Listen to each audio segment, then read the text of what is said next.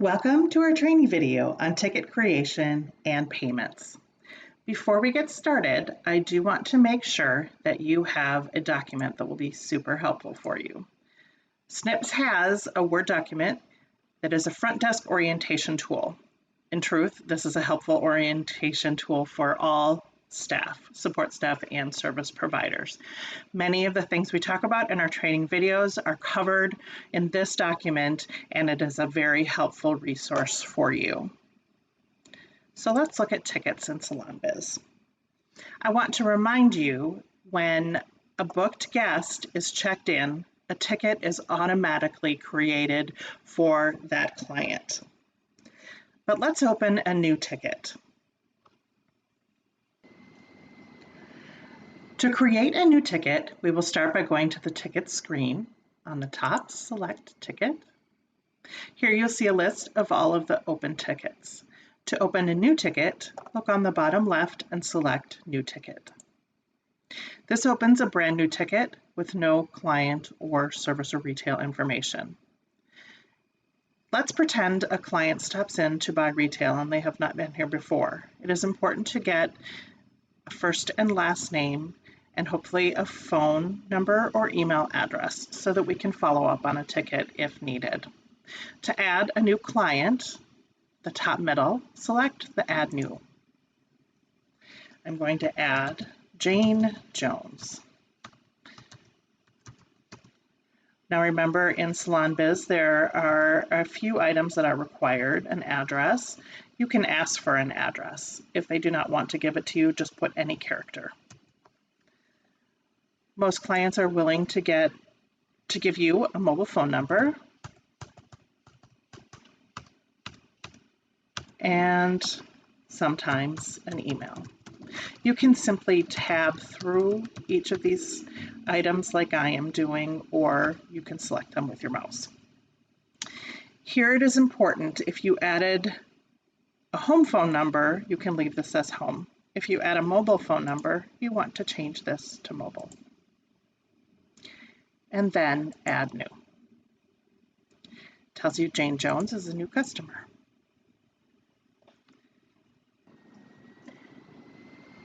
This time, let's select a client who is already in SalonBiz by using the search button. You can search for a client by first and last name or by phone or email. Usually phone number is the best method as there's the least chance of error. I'm going to enter my phone number. There are actually 3 files that come up for my phone number, and I can tell you exactly why. Here is my name right here. My daughter Ella, I use her, for her file I use my cell phone number. And then a friend of mine that was visiting from out of town who came in for a massage. So at this point, if several names come up with a phone number search, you can ask who it's for. Kelly Myers. So make sure that it's highlighted. You can double click that name or enter select. Looks like I've been late a few times. Now my name, first and last name, shows in the ticket. So we can go ahead and work on ticket preparation. In this instance, because I was not a booked client, I do need to add a service to this ticket. So let's assume I came in for a pedicure with Kimberly Roberts.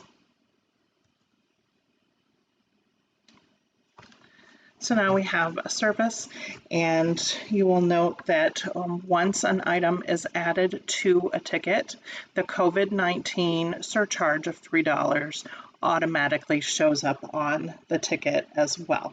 This should happen automatically. If it does not, you need to add item C19 to be sure that we have that surcharge with every ticket. The next step in preparing the ticket is to be sure there is a note about the pre-booking for the client. Did they book their future appointment or not? To book an appointment from the ticket screen, there are a few ways to go about it. The fastest way is on the right to select Book Appointment. From there, you can choose the date, book the appointment. Once the appointment is done, you can select Return to Previous to bring you back to the ticket. There are two different notes for pre-books, a pre-book and a not pre-book. If the client booked their next appointment, the code is PB for pre-book. And on the reason, this is important, for pre-book, you will select Only Book Set Service, or O, and select. It is also important to be sure that the staff initials are listed so they are given credit for the pre-book.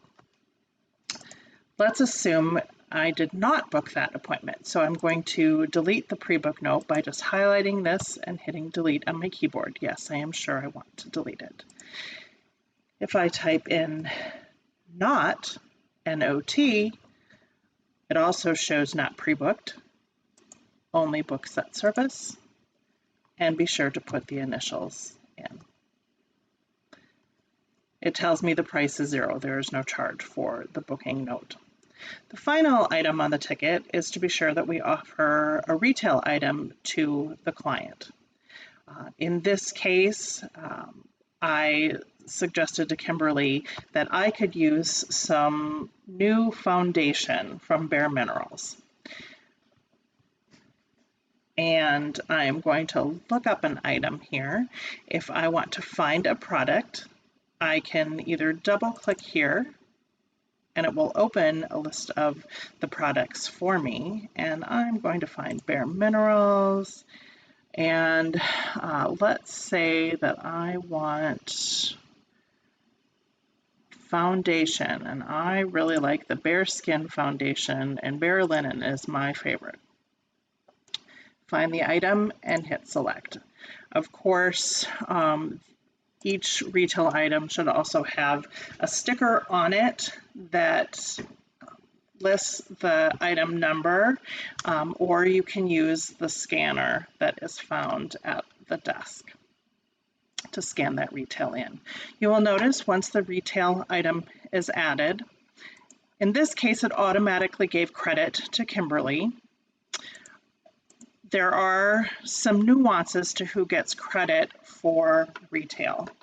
If this is a new item that I have never purchased before, and perhaps Kimberly recommended it to me, then she should get the credit for the retail sale. Let's pretend I purchased shampoo, and I normally see Christine for my hair services. Technically, if I am buying something I purchased before and I purchased it from Christine, Christine should get the credit for that purchase.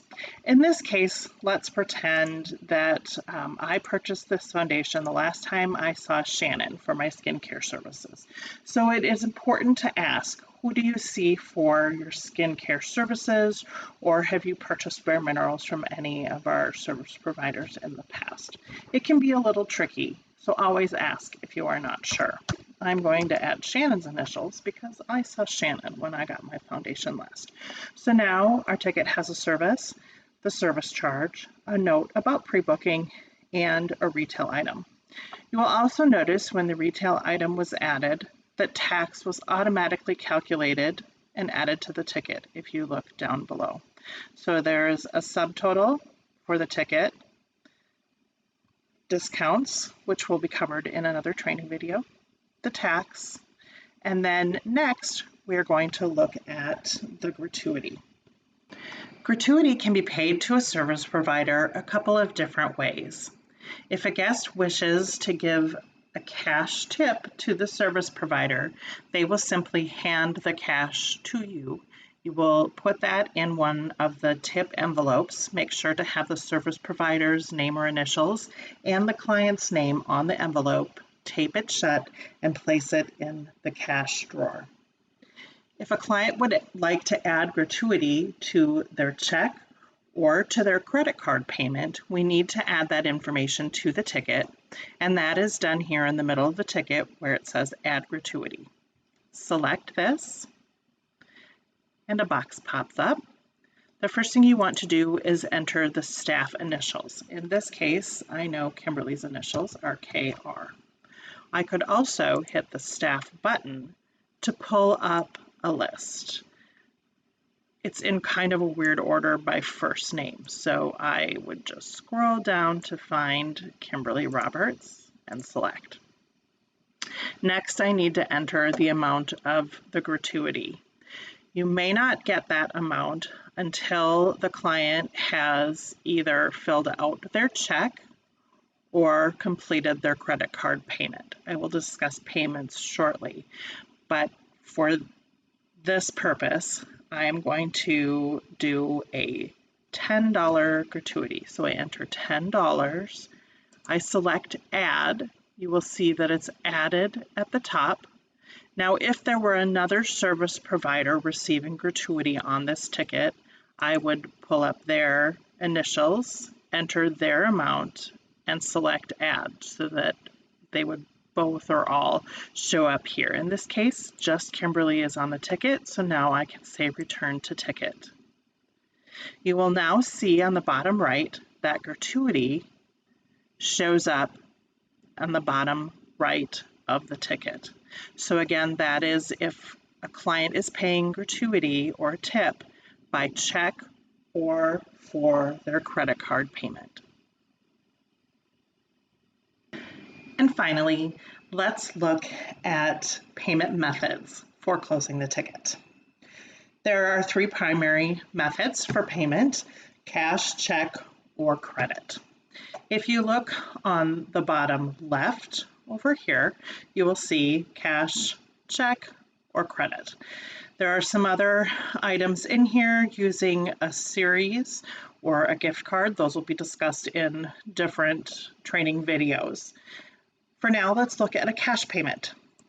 If I select cash, I need to add in the yellow box the amount given in cash as payment. The total down here is $103.25, and let's say I am paying $110. I enter that in, and I can either hit enter or save payment. The payment amount is added below, cash and $110. The client receives in change $6.74 from the drawer. At that point, the ticket can be processed. Now let's look at a check payment. I will delete the cash payment from here. Yes, I want to delete that. Let's look at a check payment. The same box opens, however, there's additional information needed. In this case, I am going to write the check for the total amount due, which includes my service, retail, tax, and gratuity for $103.26. $103.26. You have to be sure to put the period in. You also need to enter the check number before you save payment. This helps when closing the drawer and processing the deposits to have that information as reference. You will see I entered the wrong amount. Sometimes this happens, and you can tell because it's still red here and says a penny is due. So you look and whoops, I did it for 25 cents instead of 26 cents. So if I select here, again, I can delete this payment amount, go back and enter the correct amount, $103.26, and the check number, and save payment. Now the change shows 0. The check information has been entered correctly, and I can process the ticket. Finally, let's look at a credit card transaction. So I will delete this check payment. Yes. When we talk about credit card payments, this refers to any type of electronic payment.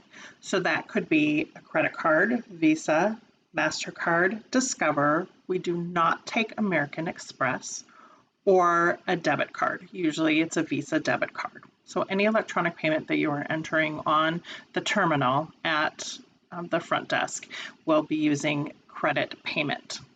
To enter the payment, select credit and the same pay form enters here. I want to make a note about gratuity with electronic payments.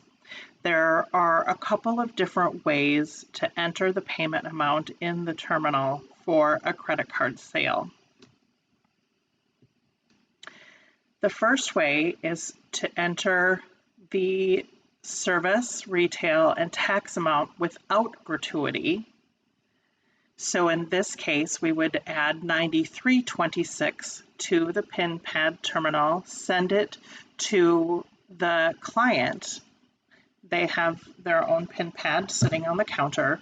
They enter the gratuity amount and then complete the electronic sale. After that sale has been completed, you can enter the gratuity that they entered in the sale.